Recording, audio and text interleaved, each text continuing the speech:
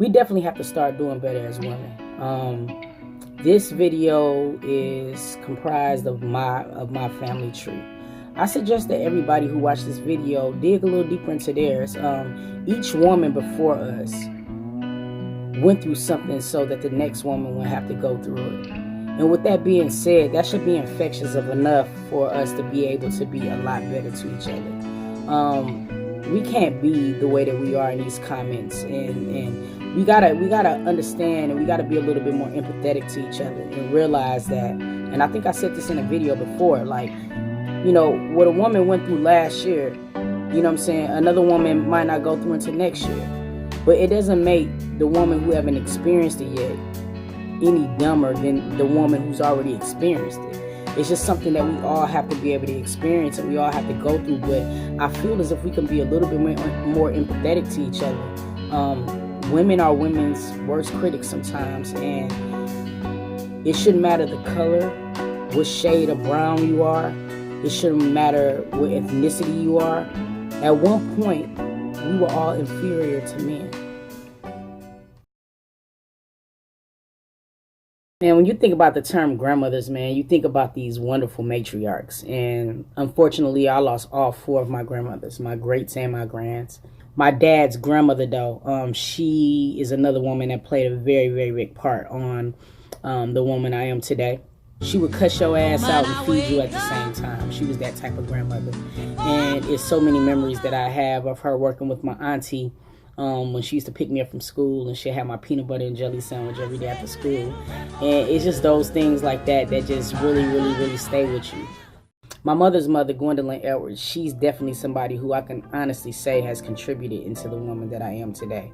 She raised me and my sister Tiffany, and she was just a phenomenal woman, no matter how you want to slice it. She was very, very strong. And I feel that I'm very strong-willed, strong-natured because of her.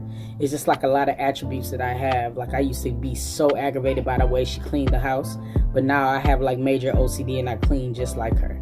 I'm probably the closest to making the macaroni and cheese like her too. I slays that shit. My dad's mom, I didn't really know too much about her. She died when I was like 4. So I didn't really get a chance to really meet her or have too many memories. I have seen mad pictures of her holding me, and a lot of my family have told me a lot of stories about her. Aunties, I had some fantastic aunties. Each of these women played some type of part on the woman that I am today. My mother's sister, Angela Michelle, she and my grandmother pretty much worked hand in hand in raising me and my sister. She's probably the first woman that ever put a book in my hand. And because of that, I think I'm a very, very active reader to this day. I read a lot, I write a lot. She's definitely someone who pretty much got my brain churning early on in life. I think the first book she ever gave me was Terry McMillan, Mama. Believe it or not, the best read I ever read in my life. I could always relate to that book. If you ever never checked that book out, check that book out. My auntie Tam was my dad's sister. Fantastic woman. She was so much like my father, but she is also like so strong-willed. I watched her go through a lot of things as well in life, and to be able to still stand strong to this day, it makes me feel awesome as hell to be related to some of these women. My auntie Sakita is gonna always give you the truth, hands down. She's not gonna sugarcoat it, and honestly, where I'm at in life, I don't want anything sugar-coated. I think sometimes people have a responsibility to be honest, especially if you're really trying to learn from your past. You can't really hide from who you used to be or who someone else used to be. It's who makes you you. So embrace it. My auntie Lou is amazing. She was basically like my dad's best friend's wife, but she's like my auntie. Somebody who I feel like I love unconditionally. I mean, it's just amazing how great she is. I feel like sisterhood is not embraced like it should be. And when I say sisterhood, I don't mean just biologically. I mean, we as women don't support each other like we should. My sister Tiffany, I spent most of my time growing up with her. That's my heart. You probably see a lot of baby pictures with me and her because we pretty much grew up together. Without words, she's probably somebody who I would definitely go to jail for. I'm very, very protective of her. Being that I am a gay woman, I did probably come across more like a brother to her, so I didn't really play that shit when it came down to her. Still to this day, I mean, my sisters are like grown and I still spaz. But she's my baby girl, so I'm very, very overprotective of her. My sister Lisa, man, she's my older sister, probably by like 7 months. My father was a hoe. She brings something to me that I can honestly say growing up I didn't have.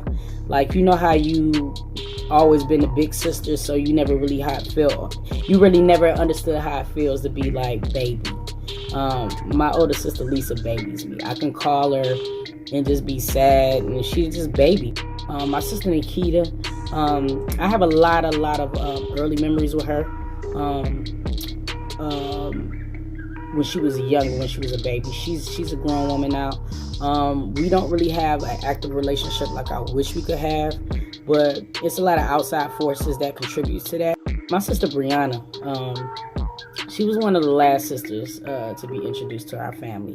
I wish we would have had more time.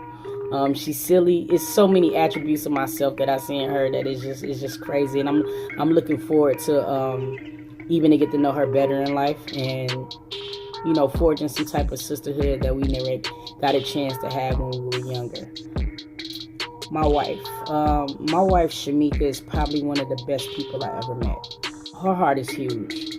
She has her moments where she's a total asshole, but she actually came into my life in a place where I was very, very fragile, very broken, and her patience with me and just her unconditional love for me is probably one of the reasons why I married her. For her just to have a lot of patience with me, that alone she get kudos for, because I am not the best person to be with sometimes. But I really love the fact that she listens. It's a lot of people that really confuse hearing and listening, and my wife definitely listens. My hurts, my pains, she take them as her own, and it's always not like you're gonna get through this, is we're gonna get through this. Like, we're a team with everything that we do, and for that I'm totally grateful. My godmother, Tawana Gale, sweetest woman I ever met, but don't play around with her. It could be good or bad. She's gonna ride with you until the wheels fall off. She's also taught me not to take no shit.